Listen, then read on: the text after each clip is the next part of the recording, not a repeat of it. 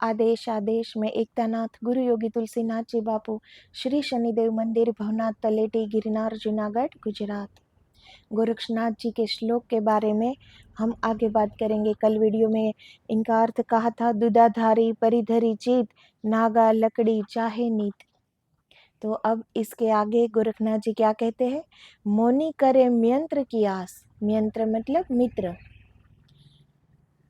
वह जो मौनी होता है वह चाहता है कोई उसके साथ चले, उसको मित्र की आशा रहती है। वो जो साथ में लेकर चलते हैं उनको इशारा करे और वो बताए, तुम सीधे क्यों नहीं बोलते। उनका मित्र कहेगा वे मौनी है, वे सीधे नहीं बोलते। यह और एक झंझट हो गई। तो जो लोग मौन धारण करते हैं, मौन शब्दों से कुछ न बोलना, उसे मौन नहीं कहते। मौन होना है विचारों से, मौन होना है अंदर से। ये बहुत भीतर की बात है, गहराई की बात है। उसे ये शब्द और बाहर बोले कि ना बोले, इससे कोई फर्क नहीं पड़ता।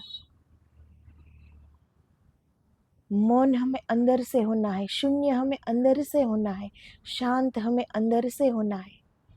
बाहर न बोलने से और उपद्रव मच जाएगा। अंदर तो हम बोल ही रहे हैं, मन में तरंगे तो उठ ही रही है, क्योंकि भीतर से मौन हुए नहीं है तो मन में तरंगे तो उठती ही रहेगी।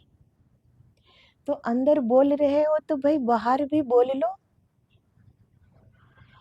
ईश्वर ने अगर जबान दी है, बोलने के लिए ही दी है। इससे किसी और को तकलीफ क्यों दे कि वो हर वक्त अपने साथ रहे, हमारे इशारे का अर्थ वो दूसरे को बताए। परमात्मा से नजर हटकर, परमात्मा से ध्यान हटकर, स्वयं के भीतर से ध्यान हटकर, फिर वो क्या चाहता है पूरे दिन, कि कोई मित्र आ जाए, कोई ऐसा आ जाए जो मेरा इशारा समझ सके और दूसरों को बता सके। तो ये और एक झंझट पाल लेते हैं लोग। अब ये जहाँ जाए मित्र को साथ जाना पड़े। फिर मौनी महाराज पैसे भी नहीं छूते, तो पैसा भी साथ आया व्यक्ति ही रखेगा। अब कहीं जाओगे, रिक्शा में बैठो, टैक्सी में बैठो, कुछ खरीदो तो पैसा तो देना पड़ेगा, पर खुद नहीं छुएगा। मौनी महाराज हिसाब रखते हैं, देखते रहते हैं, गिनती करते रहते हैं कि कितने नोट आए। जब तुम्हें गिनती करनी ही है तो खुद ही गिनती करो, खुद ही खिस्से में रखो, क्यों फिजूल की बकवास। अब जो मौनी में होते हैं उसका एक और होता है कि वो पैसों को नहीं छूते।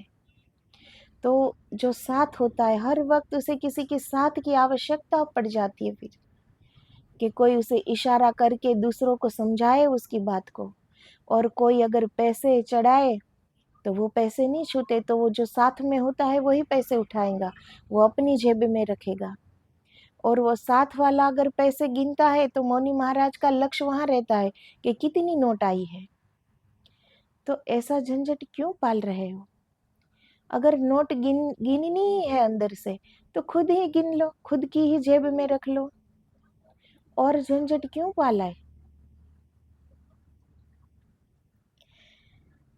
कहीं वो और फिर चिंता में पड़े रहना कि कहीं भाग न जाए, कहीं वो सुबह बदल न जाए। वो कहीं अकेला जा नहीं सकते जब तक मित्र न हो साथ में। मित्र को कहीं जाना हो गया तो और उपद्रव, कि इशारे समझेगा कौन। अब जो साथ है उसे अगर कहीं जाना हो गया तो मौनी महाराज तो कहीं जा ही नहीं पाएंगे, क्योंकि अब उनका इशारा समझेगा कौन। तो ये और एक उपद्रव हो जाता है। अगर अंदर से मौन नहीं हुए, बाहर शब्द न बोलने से क्या फर्क पड़ जाता है। जिसने ब्रह्म तत्व को जान लिया, जिसने स्वस्वरूप को जान लिया, जिसने आत्म दर्शन पा लिया, वो अपने आप मौन हो जाता है। उनको कोई मौन धारण नहीं करना पड़ता, वो स्वयं हो जाता है। वो स्वयं चुप हो जाते हैं, मौन हो जाते हैं, और स्वयं ये समझ भी जाते हैं कि बाहरी मौन से कोई फर्क नहीं पड़ने वाला, तो दूसरों को तकलीफ क्यों दे। दूसरा जो साथ में है वो इशारे समझेगा, दूसरों को समझाएगा।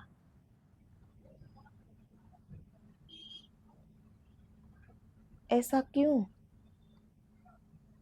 ईश्वर की राह में चलना है तो अकेले जाओ।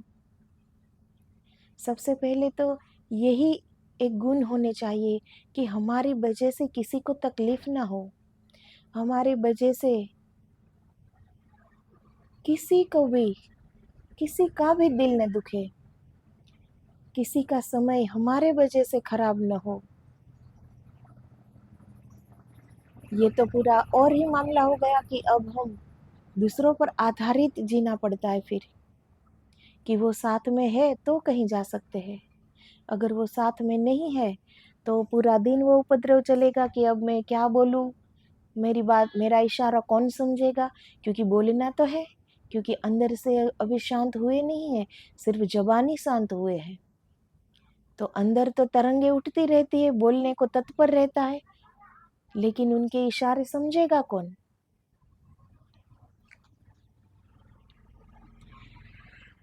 उसके बिना बाहर भी नहीं जा सकते, टैक्सी में बिठाएगा कौन, उतारेगा कौन, वो बोलते नहीं। यह तो अपने हाथ से पंगु हो गए। ये परमात्मा ने तुम्हें पैर दिए हैं, जबान दी है, तुमने उनको इनकार ही कर दिया। तो परमात्मा ने हमको सारी इंद्रियां दी है, जुबान दी है, पैर दिए है, हाथ दिए है, बुद्धि दी है, सारी इंद्रियां दी है। तो ये तो यही बात हुई ना कि परमात्मा ने जो पूंजी हमें दी है, हम उसे इनकार कर रहे हैं कि हमें ये नहीं लेना। ये स्वयं पंगु हो जाने की बात है ना। हम अपंग है नहीं, हम पंगु है नहीं, फिर भी ये पंगु ही जीवन हुआ ना, दूसरों के आधारित। पैर होते हुए भी हम अकेले कहीं जा नहीं सकते, क्योंकि वो मित्र साथ चाहिए जो इशारे समझता है। जबान होते हुए भी बोल ही नहीं सकते, दूसरों की जबान की इस्तेमाल होगा। तो खुद ही अपना जीवन पंगु क्यों बना रहे हो? इससे क्या मिलेगा?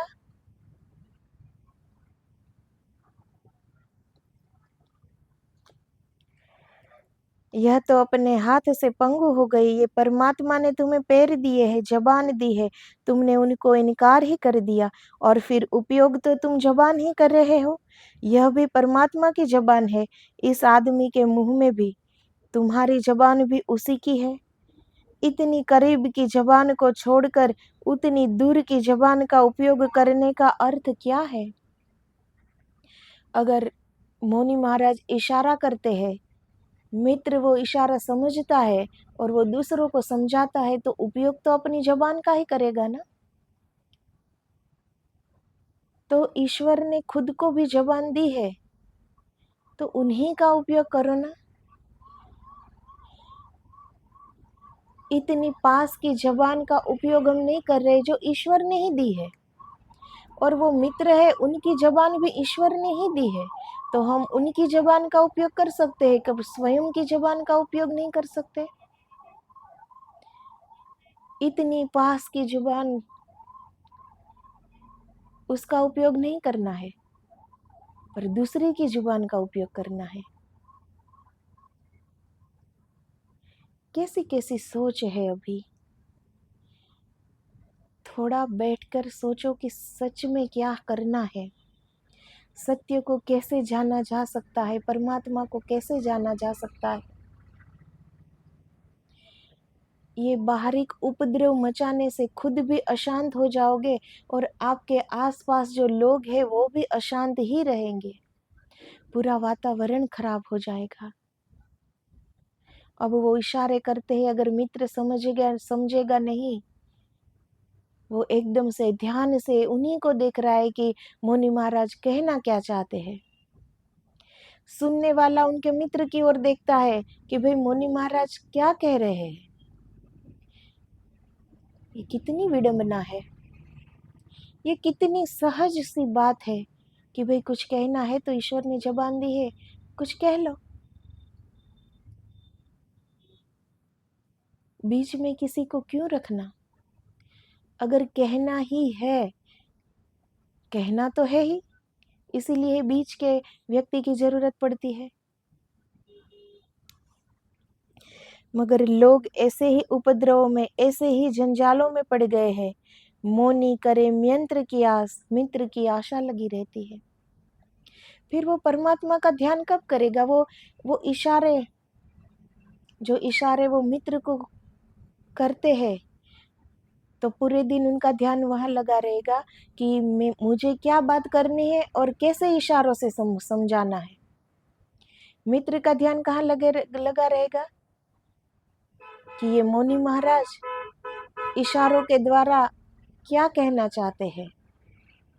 तो ना मौनी महाराज परमात्मा पे ध्यान लगा रहे हैं, ना साथ में रहने वाला मित्र परमात्मा में ध्यान लगा सकता है,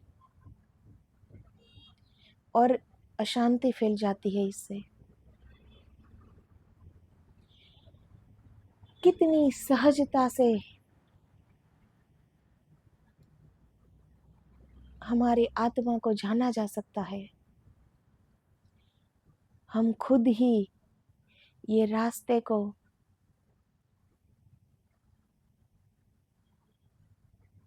बहुत ही तकलीफदायक बना देते हैं, खुद ही। वो तकलीफदायक है नहीं, क्योंकि वो तो आनंद का रास्ता है, वो तो परमानंद का रास्ता है, पर उसे तकलीफदायी हम बना देते हैं। खाना नहीं खाना, कपड़े नहीं पहनना, बोलना नहीं है, इससे क्या हो जाएगा? अगर तुम्हें परमात्मा कबूल है, अगर तुम्हें परमात्मा स्वीकार है, तो परमात्मा की दी हुई ये पूंजी, उनसे क्यों इनकार कर रहे हो?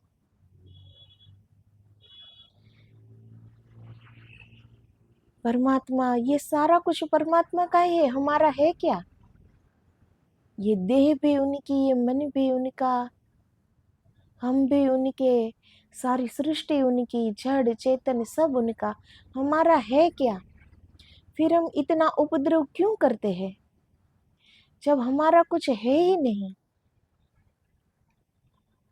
ईश्वर ने जो दिया है उनका कम से कम मान तो रखो। ईश्वर ने जबान दी है तो अपनी जबान से कुछ अच्छा बोलो।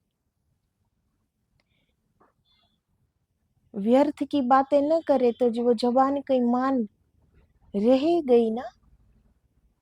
व्यर्थ का बकवास न करे, प्रभु नाम ले, ईश्वर स्मरण करे, इन जबान से अच्छी बात कहे, प्रेम से बोले, मीठी बात कहे।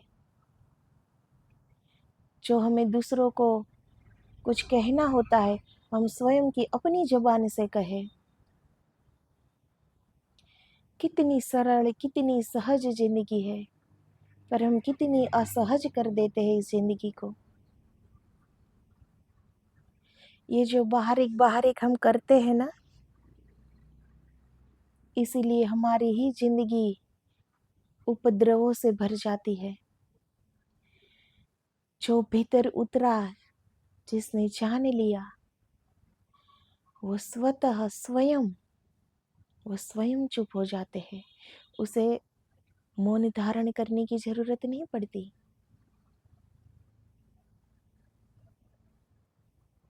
कपड़े त्यागने की जरूरत नहीं पड़ती, पर वो उस स्थिति में आ जाता है साधक कि उसे पता ही नहीं रहता कि कपड़े पहने भी है कि नहीं पहने। उसे कपड़े उतारने की जरूरत नहीं पड़ती, उसे पता ही नहीं है कि मैंने कपड़े पहने हैं कि नहीं पहने हैं।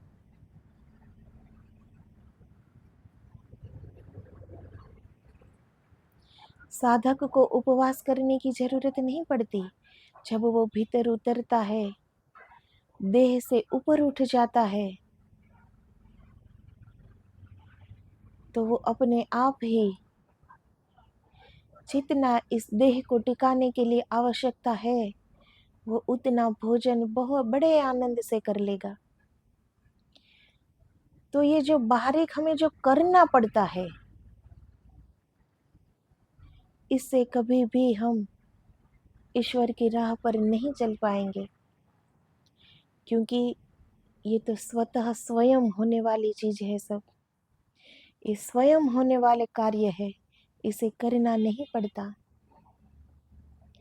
जैसे हमारे अंदर से वैराग्य उत्पन्न न हुआ हो और हम घर त्याग देते हैं,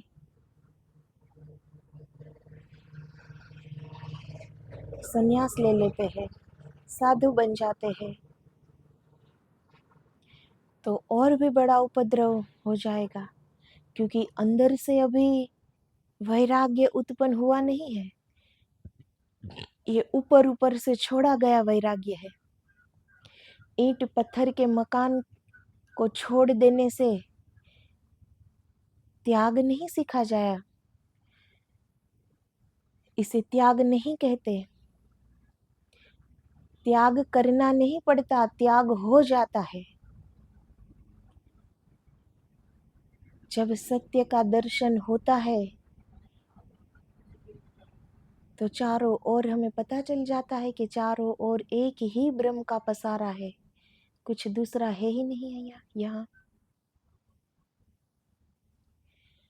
तो वो बहुत भीतर की गहराई की बात है, ये जो हम ऊपर ऊपर से कर रहे हैं ना, इसीलिए आज का युग कहाँ से कहाँ पहुँच गया है। आज की जनरेशन साधु महात्माओं को मान नहीं रही है, क्योंकि अभी अंदर से कुछ छूटा नहीं है और साधु बन गए हैं, तो देखने वाले तो यही देखेंगे ना जो हम दिखाएंगे। अभी अंदर से कुछ भी नहीं छूटा, ना इच्छा, ना अपेक्षा, ना मनोकामनाएं, ना विकार, ना वासना, कुछ भी नहीं छूटा। कभी बैठ के सोचा कि साधु क्यों बनना है? साधु बनना नहीं पड़ता, स्वतः वो साधु जिस भी स्थान पर जैसे सत्य के दर्शन हो जाते हैं, उसी क्षण वो साधु बन जाता है। वो फिर साधु ही कहलाता है, चाहे वो घर में रह रहा हो या आश्रम में या मठ में रह रहा हो। पर जो ये हम अलग से अपने लिए जो सुविधाएं कर रहे हैं ना, अलग से जो हम त्याग रहे हैं ऊपर ऊपर से, ये सिर्फ हम अपने आप को मना लेते हैं कि नहीं, मैंने तो घर त्याग दिया, मुझे संसार में नहीं रहना, मैं साधु हो गया। साधु होना नहीं पड़ता, वो विरक्ति अंदर से आती है, वैराग्य अंदर से आता है, त्याग अंदर से आता है। छोड़ा नहीं जाता, वो छूट जाता है। इसीलिए जो छूटता नहीं है स्वयं, और छोड़ने की कोशिश में ये सब उपद्रव लोग मचाते हैं कि कपड़े नहीं पहनना, भोजन नहीं लेना, बोलना नहीं है, कांटों की पथारी पे सोना है, क्योंकि स्वयं को पता है कि कुछ भी नहीं छूटा है, तो वो छोड़ने का प्रयास करता है। और छोड़ने का प्रयास बाहरी बाहरी करता है, तो क्या छूटेगा? शरीर को हानि होगी, दूसरे लोगों को परेशानी होगी।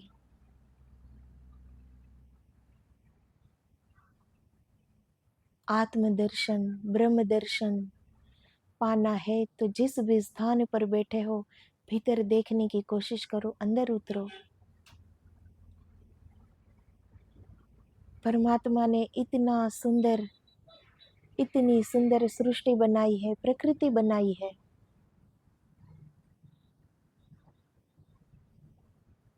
क्यों न देखे? सिर्फ देखने का नजरिया बदलो, चारों ओर देखो, पर उस भाव से कि ये मेरे परमात्मा ने बनाया है।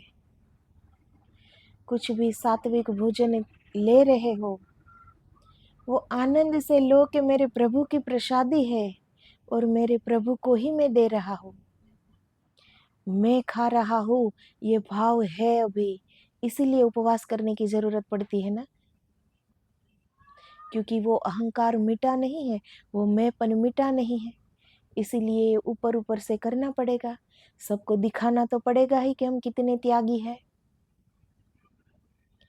त्याग जब स्वतः हो जाता है, किसी को दिखाने की आवश्यकता नहीं रहती। सामने वाला भी, उनके अंदर भी वही ब्रह्म है जो हमारे अंदर है।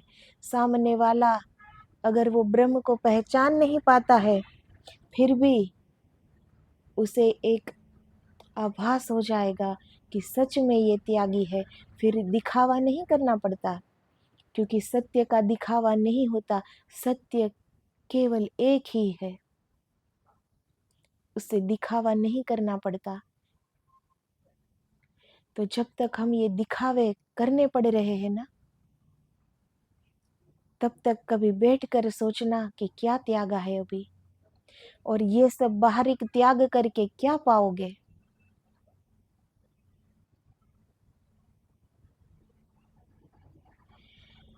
तो मौनी करे यंत्र की आस, जो भी बाहर का हम कुछ भी करेंगे, परमात्मा से ध्यान हटकर उसी में ध्यान लगा रहेगा। इससे अच्छा है सहज बनो, सरल बनो। जो है परमात्मा का है, ऐसे स्वीकार करो और अपने भीतर उतरो। परमात्मा हमारे अंदर है।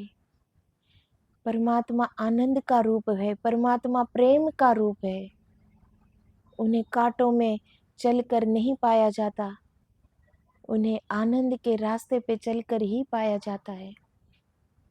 ये शरीर भी परमात्मा ने दी हुई है, हमारी नहीं है। इस शरीर को एक मंदिर समझो कि ये एक मंदिर है। मंदिर में हम क्या कूड़ा करकट डालेंगे? नहीं डालेंगे ना। तो इस शरीर को मंदिर समझो, तो अपने आप ही हम सात्विक भोजन लेने लग जाते हैं। इस शरीर को मंदिर समझो कि इनमें मेरे परमात्मा विराजमान है, वो सब देख रहे हैं, तो सारे के सारे कर्म हम सुकर्म ही होने लगेंगे। कोई दूसरा देख रहा हो तो हम कोई दुष्कर्म करते हैं क्या?